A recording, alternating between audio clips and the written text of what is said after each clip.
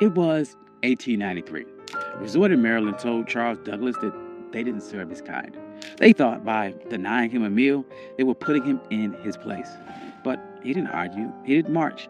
He walked down the beach, found the property line, and bought 40 acres right next door. He didn't ask for a seat at the table. He bought the ground the table was sitting on. This is the story of how Charles Douglass turned a restaurant rejection into the first black municipality in the state of Maryland. This is One Mike Black History, and if you like stories like this, you can find more stories like this at onemikehistory.com. But without further ado, let's get started.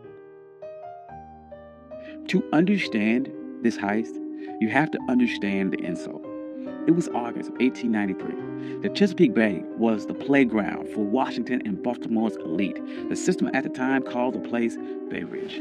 It was known as the Queen of Chesapeake. It was a grand hotel, massive boardwalk, and a restaurant that promised the finest dining on the East Coast. Charles Douglass and his wife Laura, they weren't there to make trouble. They were blackocracy. Charles was a high-ranking official at the Treasury Department. He was polished, he was wealthy, and he was a veteran. He walked to his restaurant at Bay Ridge and asked for a table. The waiter did not look at Charles's uniform. He didn't look at his credentials. He just looked at his skin color and said, "We don't serve your kind here." Now, this is the moment where the struggle would usually kick in. The textbook version of this story would tell you how sad Charles was. It would talk about the pain of segregation. But Charles Douglass didn't have time for that. He had a military mind. And he looked around the restaurant and saw white families eating. He saw the owners counting money. And he realized that their business was built on a territorial monopoly. They thought that they owned the prestige of the water. They thought by banning him, they were keeping the luxury for themselves. Charles walked out of that restaurant, but he did not leave the area. He walked down the beach, he crossed the property line, and he stood on the dirt right next to the people that insulted him. He was looking at a 40-acre tract known as Bashir's Farm. It was rugged, overgrown patch of coastline. To the owners of Bay Ridge, it was a waste of space. To the system, it was unimproved land. But to the Colonel, it was the high ground. Charles Douglass knew something the owners of Bay Ridge didn't. The system is only as strong as its borders. Bay Ridge was a fortress of whiteness, but the walls ended at the property line. If Charles could control the land right next to them, he didn't need their permission to exist. He could create a parallel world that Jim Crow laws of public accommodations could not touch. See, in 1893, separate but equal wasn't even legal doctrine yet. That would not happen for another 3 years with Plessy versus Ferguson.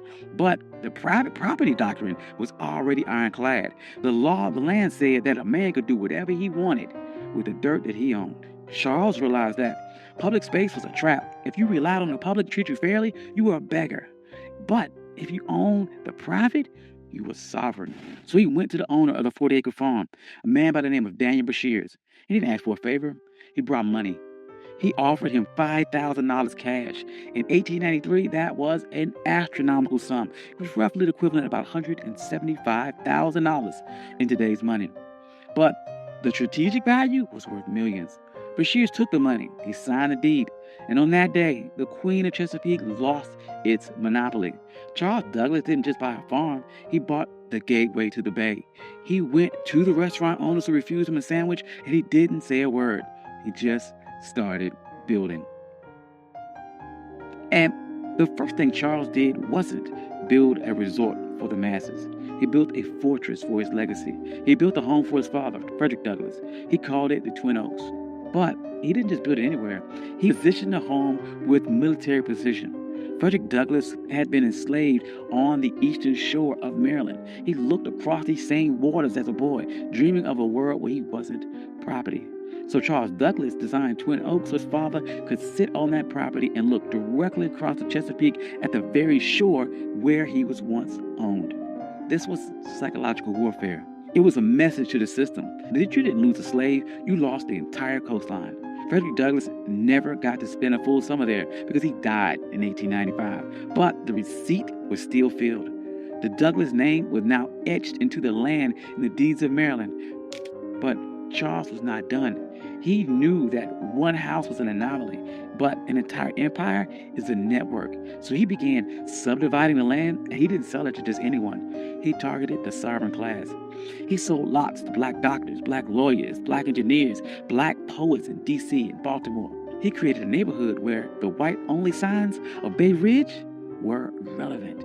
By the turn of the century, Highland Beach wasn't just a place to swim. It was a black think tank.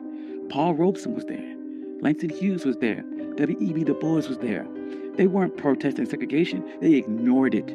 They built their own hotels. They built their own pier. They built a community center. They built a closed economy where black money stayed in black pockets and black dignity was the default setting.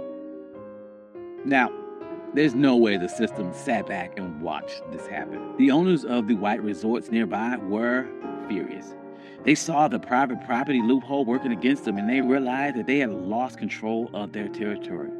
So they tried to use paper weapons. First, they tried to use vagrancy laws. They sent the police to harass people walking between the train station and Highland Beach. They wanted to make the journey so uncomfortable that the residents would give up. That didn't work. Highland Beach residents started their own shuttle service. They controlled the logistics. Then the white resort owners tried to use a legal glitch. They realized that Highland Beach was technically a part of an unincorporated area. They thought they could use local zoning boards to condemn the land or pass an ordinance that would tax the Douglass family into bankruptcy. They tried to treat Highland Beach like a nuisance, but the residents of Highland Beach were some of the smartest people in the state. They knew that in America, the ultimate hack for land was municipal status. In 1922, they executed their final move of the heist. They petitioned the state of Maryland to become an unincorporated town. They didn't want to be a neighborhood. They wanted to be government. They won. Highland Beach became the first black municipality in the history of Maryland. Think about the payoff here. Because they were a town, they had their own mayor, they had their own police department, they had their own zoning board. When the white resort owners tried to pass laws against them, the people of Highland Beach just passed their own laws to cancel them out. They weren't marching and asking for civil rights. They were exercising their statutory power. By the 40s and 50s, Highland Beach was the summer Apollo. While white Maryland was obsessed with keeping its beaches segregated, Highland Beach was outproducing them culture and social capital. But the winds, they are changing, and the system shifted its strategy. In 1964, the Civil Rights Act passed and the public accommodations were integrated. On paper, this was a victory. But in a world of real estate and sovereignty, it was a Trojan horse. The system realized it could not keep black people out of the water anymore, so it decided to make the land too expensive to keep. This is the new Jim Crow. As white developers realized that coastal property was the ultimate asset, they began using tax assessment and eminent domain and environmental regulations to squeeze black families off their land. In places like Hilton Head and Bruce's Beach in California, the system succeeded. They stole land back using the laws that were supposed to protect landowners. But look at Highland Beach today. It's still there. It survived the rise of developers. It survived the collapse of other resorts. It survived because Charles Douglass didn't build a charity. He built a closed-loop system. The residents of Highland Beach understood that the land wasn't just for lounging. It was for continuity. They passed these down for generations. They created trust. They created a black culture of holding the line. During the Civil Rights Movement, we get caught up about the seat at the lunch counter. But Charles Douglass reminds us that the lunch counter is just a piece of furniture, and that if someone owns the building, they can always find a reason to move the chair or keep you out. The true power is owning the blueprints. Charles Douglass was told his money wasn't good enough for a meal, and he didn't waste a second trying to change that with his mind. He used that energy to change the map. He proved that when the system closes the door, you can't keep knocking till your fists are bloody. You can buy the hallway. You can buy the entire building. You can buy the entire beach. You can buy the ground that it sits on.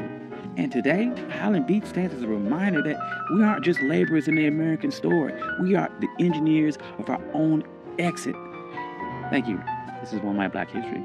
I'm your host, Country Boy. If you like stories like this, you can find more stories like this at onemyhistory.com. Hope you enjoyed this. This is something different. I enjoyed this a lot. I'm trying to do, once again, more stories about agency, about pattern interrupts, people overcome, and how They took a system that was designed to keep you back and beat it and overcame or outsmarted that system.